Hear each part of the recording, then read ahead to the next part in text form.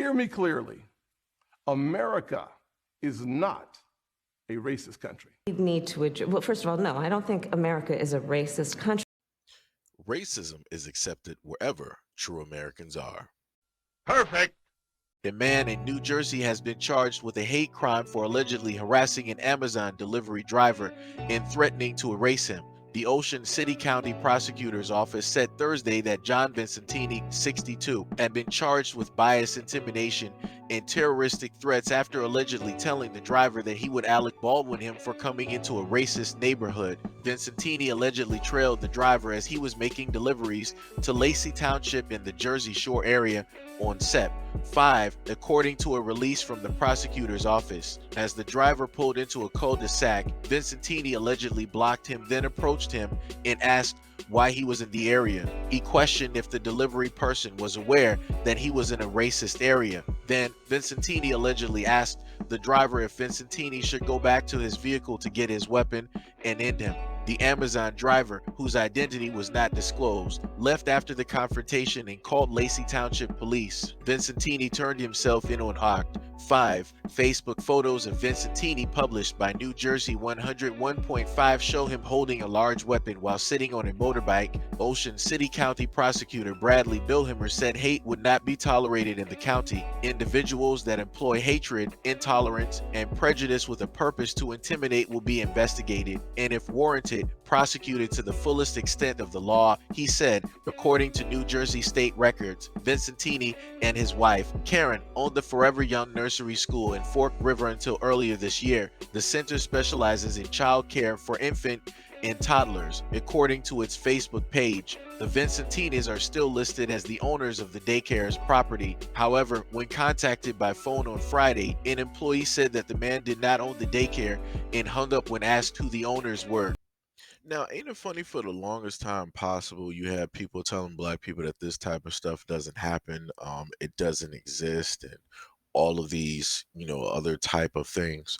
But then they'll try to reverse it, and they'll state that, oh, well, why don't you look up the high ridiculous crime when it comes to reverse? How come nobody's talking about that, and yada yada yada? And I'm like, how do we end up even getting there? Because before, you said these same people told black people, stop trying to portray yourselves as victims. Things happen to everybody. Things don't just specifically happen to you. But the moment of time that we focus on ourselves and we're doing the things that we're supposed to be doing in America, here comes somebody in order to stop that or impede on specifically what it is that we're supposed to be doing: paying taxes, having a job, having a car, having a home, walking, exercising, going out with our kids, with our families, trying to go swimming, trying to play basketball, trying to play tennis,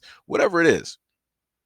Whatever it is somebody like John rolling up to the scene, deciding that he wants to start something or he's about that life.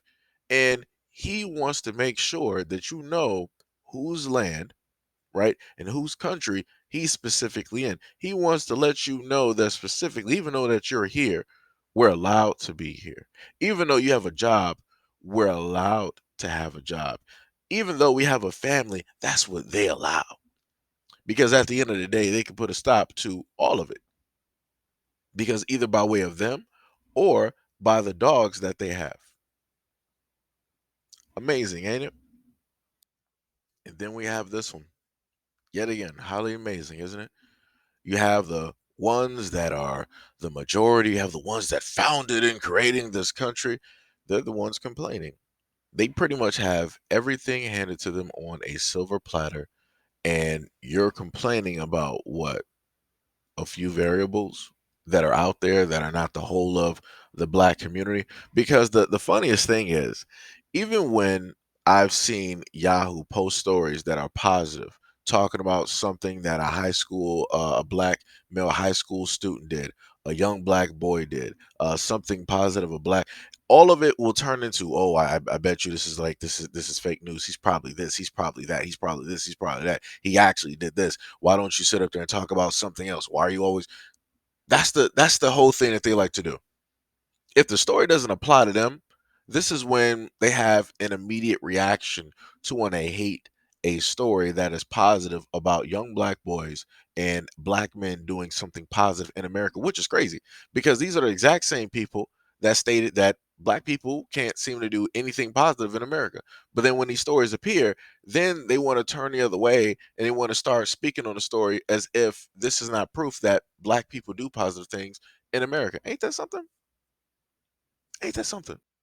I would think that you would want a lot of positivity to be shown and put out in the media about young black boys and young black men so that everything that you state is wrong with the black community would actually be corrected. But what these comments are clearly showing you is that they will say one thing, but their actions are completely different.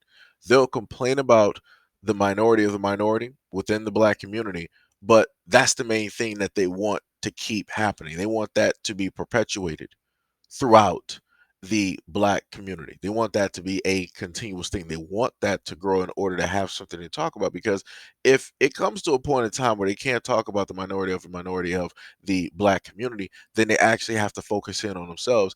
And that's not what they're trying to do. They're not ready to do that, nor do they want any other group of people to specifically focus in on them. We all saw what happened and took place during the pandemic, correct? Everybody was focused in on them. Everybody saw specifically what it is that they were doing. They were focused on the Flint water crisis. They were focused on the issues that were happening with the police and between the police and the black community and watching that happen and paying attention to it and calling it out. They did not like that at all. That one thing shook them to their core. They were like, oh, they see us. Oh, wow. Even though we're doing this out in the open, oh man, they see us. Oh, they spotted us. Oh man, no, no, no, no, no. We can't have this. We got to put the focus back on the blacks.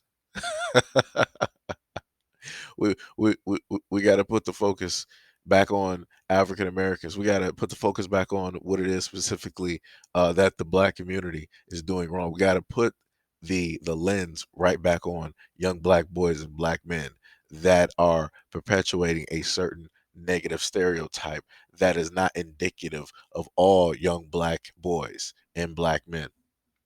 We have to do that. And that's what they did. Like I said before, these same people don't care about the things that's taking place in Ohio, in Florida, in Michigan, in Texas, in California. They don't care about what's happening in any of those states, nor are they going to try to call those things out. They're going to leave a little comment here and there, acting like they care, but they realistically don't. They're waiting hand and foot for the next story to show up talking about something a black man did. Ain't that something? Ain't that something? Mm, that is amazing. Trying to perpetuate a negative stereotype about black men. Mm. It's amazing how far their teachings have actually gotten. It's amazing how many other individuals that don't look like John are practicing this exact same method when it comes to black men.